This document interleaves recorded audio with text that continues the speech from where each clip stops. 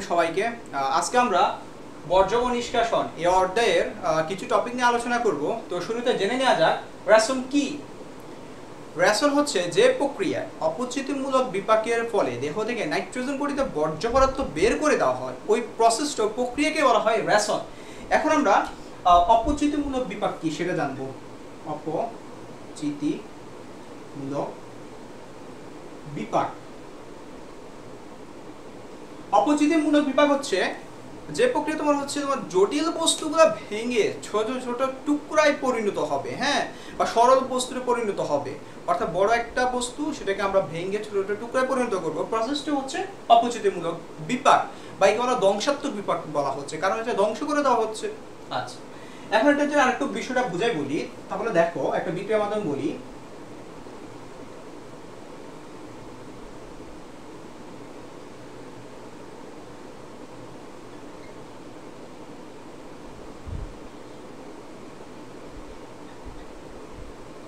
আচ্ছা, এখানে হচ্ছে কি আমরা কি নরমালি হচ্ছে গ্লুকোজ খাই বা হচ্ছে শর্করা জাতীয় খাবার খাই, এগুলো হচ্ছে ভেঙে ছোট ছোট টুকরা যখন পরিণত হবে পরিপাকের মাধ্যমে, তখন কোষের মধ্যে অক্সিজেন এবং হচ্ছে ওই গ্লুকোজের সাথে জারণ বিক্রিয়ার ফলে কার্বন ডাই অক্সাইড, এটিপি এবং কার্বন ডাই অক্সাইড, পানি এবং হচ্ছে এটিপি তৈরি হচ্ছে।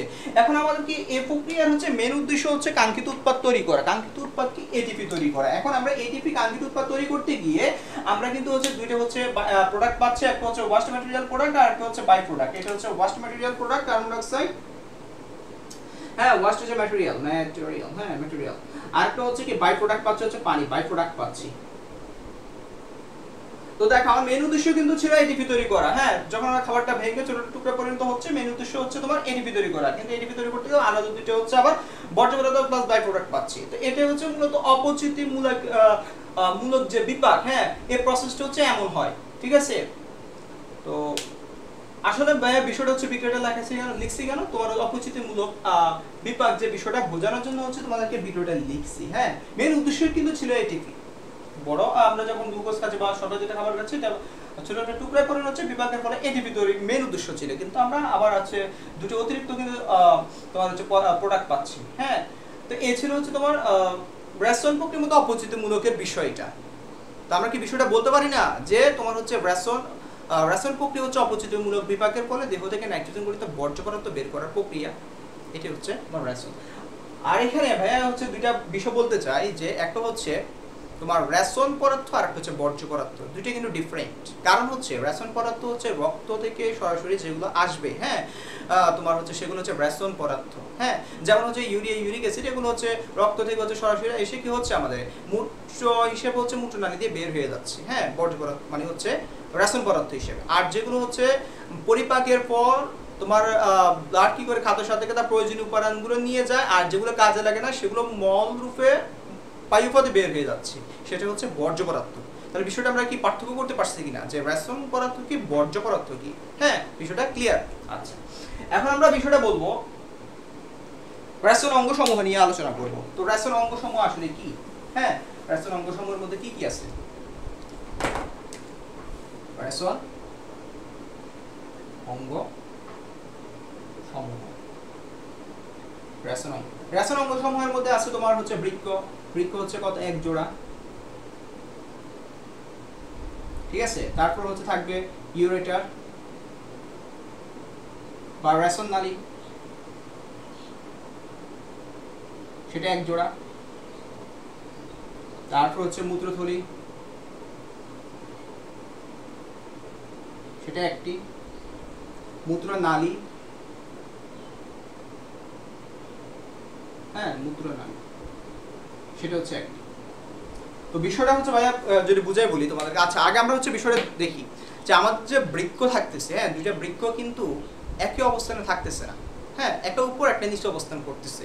এক্ষেত্রে আমাদের যে ডান বৃক্কটা আছে, হ্যাঁ, মানে ডান কিডনিটা আছে, ওই ডান বৃক্কটা তোমার একটু নিচে অবস্থান করতেছে। কারণ হচ্ছে আমাদের ডান পাশে কি রাখতেছে, যকৃতের বড় খণ্ডটা অবস্থান করতেছে, এর জন্য হচ্ছে ডান বৃক্কটা কি একটা নিচে অবস্থান করতেছে, বাম বৃক্ক একটু উপরে অবস্থান করতেছে, হ্যাঁ। আচ্ছা, তো এক্ষেত্রে হচ্ছে ভাইদের চিত্র দিয়ে বোঝায় বিষয়টা, যে আমার এই পাশটা হচ্ছে আমার ডান সাইড, আচ্ছা, আর এটা হচ্ছে কি বাম বৃক্ক, হ্যাঁ। তো বাম বৃক্কটা হচ্ছে এখানে অবস্থান করছে। তো দুইটা হচ্ছে রেশন নালী আসতেছে, আসার পর হচ্ছে মূত্রথলিতে প্রবেশ করতেছে, হ্যাঁ, তারপর হচ্ছে মূত্রনালী দিয়ে বের হয়ে যাচ্ছে। তো দেখো এখানে দুইটা বৃক্ক, এক জোড়া রাসন নালী, একটা মূত্রথলি এবং একটা মূত্রনালী। বিষয়টা ক্লিয়ার কিনা? এখন মূত্রথলিতে কি হয়, মূত্রথলিতে তোমার হচ্ছে ড্যাট্রুসন নামক অনিচ্ছিক পেশি থাকে, হ্যাঁ, এবং হচ্ছে মূত্রথলিতে যখন 280 থেকে হচ্ছে 320 ml যখন হচ্ছে তরল পদার্থ জমা হয় তখন হচ্ছে আমাদের মূত্র ত্যাগের ইচ্ছা যায়, হ্যাঁ। নরমালি হচ্ছে মূত্রথলিতে মূত্র ধারণ ক্ষমতা হচ্ছে 700 থেকে 780 ml, বুঝছো কিনা বিষয়টা? আচ্ছা, এখন মূত্রনালী যদি দুটা ইনফরমেশন মনে রাখি, মেলদের ক্ষেত্রে মূত্রনালীর দৈর্ঘ্য হচ্ছে কত, সেটা হচ্ছে 18 থেকে 19 সেন্টিমিটার, আর ফিমেলদের ক্ষেত্রে কত দেখি আমরা, 3 থেকে হচ্ছে 4 সেন্টিমিটার। কেন বলছি এটা দেখো, মেলদের ক্ষেত্রে যেহেতু মূত্রনালীটা বেশি বড় হচ্ছে, তো ব্যাকটেরিয়া, ছত্রাক বা ভাইরাস বলে এগুলো কি প্রবেশ করতে পারতেছে না, কিন্তু হচ্ছে ফিমেলদের ক্ষেত্রে কিন্তু যেহেতু হচ্ছে ছোট হচ্ছে, হ্যাঁ, ইজিলি হচ্ছে এগুলো প্রবেশ করতে পারতেছে। এর জন্য হচ্ছে তোমার হচ্ছে মেয়েদের ক্ষেত্রে হচ্ছে কি হয়, ফিমেলদের ক্ষেত্রে তোমার মূত্রনালীতে ইনফেকশনটা বেশি দেখা যায়, বুঝছো কিনা? আচ্ছা, আমরা বিষয়টা ক্লিয়ার। এখন আমরা জানবো তোমার হচ্ছে বৃক্ক সম্পর্কে, বৃক্কের গঠন সম্পর্কে।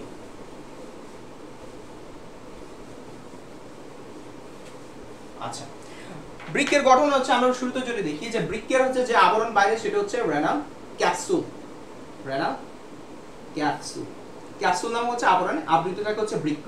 এবং বৃক্কের ক্ষেত্রে হচ্ছে আমি যদি দেখি এটা হচ্ছে বাইরের অংশকে বলা হয় কর্টেক্স, কর্টেক্স।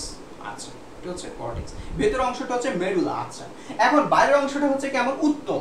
উত্তল আমরা কিভাবে চিনি, এই অংশটা হচ্ছে উত্তল, হ্যাঁ, এই অংশটা হচ্ছে উত্তল আর এই অংশটা হচ্ছে অবতল। তাহলে উত্তল আর অবতল বিষয়টা হচ্ছে আমরা ক্লিয়ার যে এটা হচ্ছে উত্তল আর এটা হচ্ছে অবতল অংশ, হ্যাঁ। আচ্ছা, তারপরে হচ্ছে আমরা যদি দেখি এক্ষেত্রে হচ্ছে হাইলাম থাকে, হাইলামে হচ্ছে দেখা যাচ্ছে যে এটা হচ্ছে কি, এটা হচ্ছে রেনাল ধমনী, ধমনী হচ্ছে যে হাইলাম দিয়ে প্রবেশ করে এবং হচ্ছে শিরা হচ্ছে বের হয়ে যাচ্ছে, শিরা হচ্ছে বের হয়ে যাচ্ছে। আচ্ছা, তারপর হচ্ছে দেখো আমরা এখানে হচ্ছে একটা ইউরেটার দেখতে পাই, ইউরেটারটা হচ্ছে উপরের দিকে গিয়ে পানেল আকৃতি অর্থাৎ একটু প্রসারিত হয়ে সেখানে ফ্যালভিসের সৃষ্টি করে, এটা হচ্ছে কি ফ্যালভিস, হ্যাঁ, এটা কোনো রেনাল ফ্যালভিস। আচ্ছা, তারপরে ফ্যালভিসও শিখলাম। এখন মেডুলাই হচ্ছে কি, মেডুলা হচ্ছে তুমি দেখো 8 থেকে 18টি রেনাল পিরামিড, হ্যাঁ, রেনাল পিরামিড, পিরামিড, হ্যাঁ, রেনাল পিরামিড নিয়ে হচ্ছে মেডুলা গঠিত হচ্ছে। এখন মেডুলার মধ্যে এই যে রেনাল পিরামিড গুলো আছে, রেনাল পিরামিডের গোড়াটা হচ্ছে কর্টেক্সের দিকে, এটা তো কর্টেক্স, হ্যাঁ, আর এটা হচ্ছে কি মেডুলা। আচ্ছা, এখন হচ্ছে এর চূড়াটা হচ্ছে, চূড়ার নাম হচ্ছে ফ্যালভিস, এই ফ্যালভিসটা হচ্ছে সরি এর চূড়ার নাম হচ্ছে প্যাফিলা, এই প্যাফিলা হচ্ছে আসলে কোন দিকে অবস্থান করতেছে, ফ্যালভিসের দিকে। চূড়াটা হচ্ছে এই চূড়াকে বলা রেনাল প্যাফিলা, এটা ফ্যালভিসের দিকে অবস্থান করতেছে। এবং হচ্ছে দেখবা হচ্ছে এখানে হচ্ছে কতগুলো হচ্ছে তোমার হচ্ছে নেফ্রন, বৃক্কের একক হচ্ছে নেফ্রন, তো নেফ্রনগুলো অবস্থান করতেছে। তো দেখা যাচ্ছে যে তোমার নেফ্রনটা কি হচ্ছে, দেখো ধমনী দিয়ে যখন হচ্ছে ব্লাডটা আসতেছে তখন হচ্ছে নেফ্রনের হচ্ছে এসে নেফ্রনের যে তোমার বোমেন্স ক্যাপসুল এবং যে গ্লোমেরুলাস যেখানে হচ্ছে ব্লাডটা মানে আলট্রা ফিল্ট্রেশন হয়, হ্যাঁ, তো এখান থেকে ফিল্ট্রেশন হয়ে তোমার হচ্ছে পিরামিড দিয়ে হচ্ছে তোমার কোথায় আসবে, ফ্যালভিসে আসবে। এক্ষেত্রে আমার যে পিরামিডগুলো আছে এগুলো একত্রিত হয়ে, যে নালীগুলো আছে একত্রিত হয়ে প্রথমত মেজর ক্যালিক্স সৃষ্টি করবে, তারপর মাইনর ক্যালিক্স সৃষ্টি করে। এই মেজর ক্যালিক্স এবং মাইনর ক্যালিক্স হয়ে সেগুলো ফ্যালভিসে আসে, হ্যাঁ, ফ্যালভিসে আসার পর সেটা রেনাল অর্থাৎ ইউরেটারের মাধ্যমে, হ্যাঁ, এটা হচ্ছে ইউরেটার, ইউরেটারের মাধ্যমে সেটা কোথায় যায়, সেটা হচ্ছে মূত্রথলিতে যায়, হ্যাঁ, মূত্রথলিতে গিয়ে আর তারপর হচ্ছে মূত্রনালী দিয়ে বের হয়ে যাচ্ছে আমাদের তোমার হচ্ছে বর্জ্য পদার্থগুলা বা রাসায়ন পদার্থগুলা। বিষয়টা ক্লিয়ার কিনা? তো এ ছিল আসলে হচ্ছে তোমার। আচ্ছা, এখানে একটা কথাবার্তা বলি, এখানে হচ্ছে যে রেনাল হচ্ছে কলাম বলতে আমরা কি বুঝি, রেনাল কলাম হচ্ছে দুইটা পিরামিডের মাঝে তোমার কর্টেক্সের দিকে যে প্রসারিত অংশটা, এই অংশটা হচ্ছে রেনাল কলাম, হ্যাঁ। এ ছিল হচ্ছে একটা হচ্ছে বৃক্কের হচ্ছে গঠন। আচ্ছা, এখন আমরা আলোচনা করব তোমার নেফ্রনের গঠন এবং কাজ সম্পর্কে। দেখো আচ্ছা, শুরুতে বলি নেফ্রন সম্পর্কে কিছু বলি। নেফ্রন হচ্ছে কি, বৃক্কের গঠন এবং কার্যকরী একক, হ্যাঁ। নেফ্রন হচ্ছে একটা বৃক্কের মধ্যে 10 থেকে 12 লক্ষ থাকে। যদি দুইটা বৃক্ক, যদি শুধু বলে বৃক্কের মধ্যে কত নেফ্রন থাকে, আমরা বলবো 20 থেকে 24 লক্ষ নেফ্রন থাকে, হ্যাঁ। এই বিষয়টা যেন ভুল না হয়, যদি বলে বৃক্ক তখন আমরা এটা অ্যান্সার দিই, হ্যাঁ। আর যদি বলা হয় একটা বৃক্ক তখন তো আমরা বুঝছি যে 10 থেকে 12 লক্ষ। বিষয়টা খেয়াল করতে হবে, হ্যাঁ, কি বলে কোশ্চেনে এটা খেয়াল করতে হবে। তারপর হচ্ছে এখন আমরা যদি নেফ্রন হচ্ছে গঠনটা দেখাই, দেখো এটা হচ্ছে বোমেন্স ক্যাপসুল, তারপর হচ্ছে এখানে আসবে এটা হচ্ছে গ্লোমেরুলাস, অনেকগুলো কোষিক জালিকা সৃষ্টি করতেছে। আচ্ছা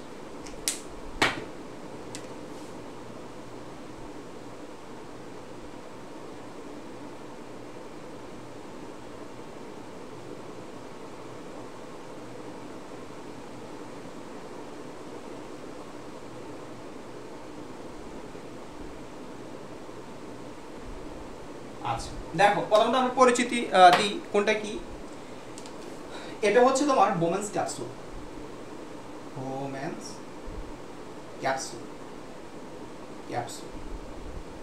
এটা হচ্ছে কি তোমার গ্লোমেরুলাস, এটা হচ্ছে কি নিকটবর্তী প্যাচানো নালিকা, বা এটাকে আমরা বলি প্রক্সিমাল হচ্ছে convoluted tubule, proximal convoluted tubule বলি আমরা এটা, নিকটবর্তী প্যাচানো নালিকা।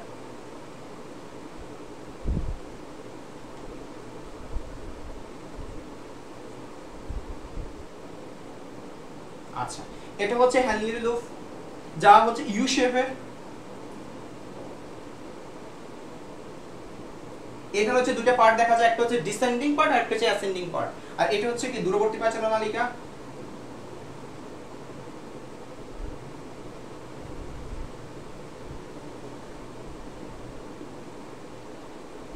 আচ্ছা এটা হচ্ছে কি সংগ্রাহী নালিকা। সংগ্রাহী নালিকা কেন বলা হচ্ছে, কারণ হচ্ছে এখানে অন্যান্য নেফ্রনগুলো হচ্ছে এসে তোমার কানেকশন হয় কি করে, হ্যাঁ ফিল্ট্রেশন কিন্তু হচ্ছে তরল পদার্থগুলো এখানে আসে, হ্যাঁ এর জন্য বা সংগ্রহ করে থাকে, এর জন্য একে বলা হয় সংগ্রাহী নালিকা। এর জন্য হচ্ছে তোমার হচ্ছে গঠন। এখন এটা হচ্ছে কি অ্যাপারেন্ট আর্টারিওল, হ্যাঁ এটাকে বলা হয় অ্যাপারেন্ট আর্টারিওল, অ্যাপারেন্ট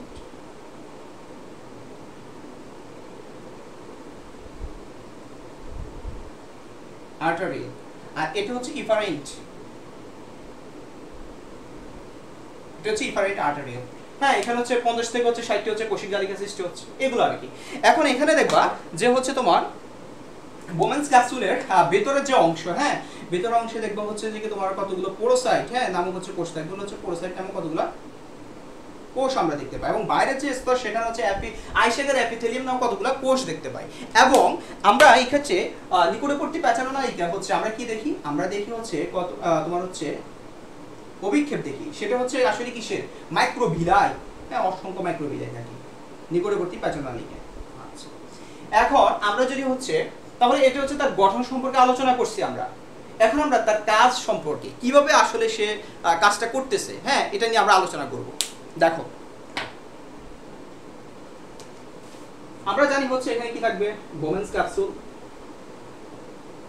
ক্যাপসুল থাকে, ক্যাপসুল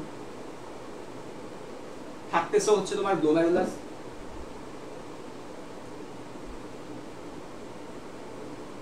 গ্লোমেরুলাস নিকটবর্তী প্যাচানো নালিকা, প্যাচানো নালিকা, হ্যানলি লুপ, হ্যানলি লুপ, দূরবর্তী প্যাচানো নালিকা, হ্যাঁ তারপর হচ্ছে সংগ্রাহী নালিকা। আচ্ছা এখানে আসলে বিষয়গুলো কি হচ্ছে দেখো, প্রথমত হচ্ছে এখানে যদি আমরা খেয়াল করি যে তোমার হচ্ছে অ্যাপারেন্ট ব্লাড যখন আসবে তখন অ্যাপারেন্ট আর্টারিওল দিয়ে প্রবেশ করতেছে, তারপরে সেখানে কতগুলো হচ্ছে কোষিক জালিকা সৃষ্টি করতেছে যেখানে হচ্ছে কি ব্লাড হচ্ছে ফিল্ট্রেশন হয়। এখন এখানে অ্যাপারেন্ট আর্টারিওলের যে লুমেনটা সেটা হচ্ছে তুলনামূলকভাবে একটু মানে হচ্ছে মোটা হয়ে থাকে, কিন্তু ইফারেন্টেরটা হচ্ছে কি একটু চিকন হয়ে থাকে বা সরু হয়ে থাকে, যার কারণে হচ্ছে এখানে একটা প্রেসার ক্রিয়েট হয়, অর্থাৎ জালিকা হচ্ছে প্রেসার ক্রিয়েট হয়।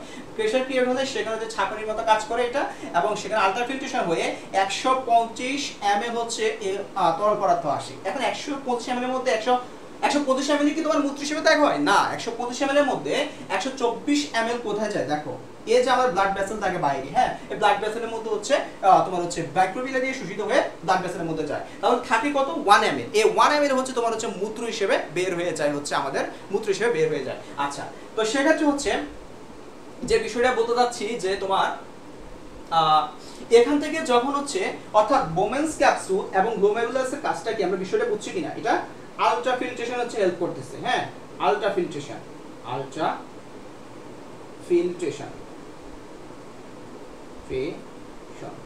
ফিল্ট্রেশন করে।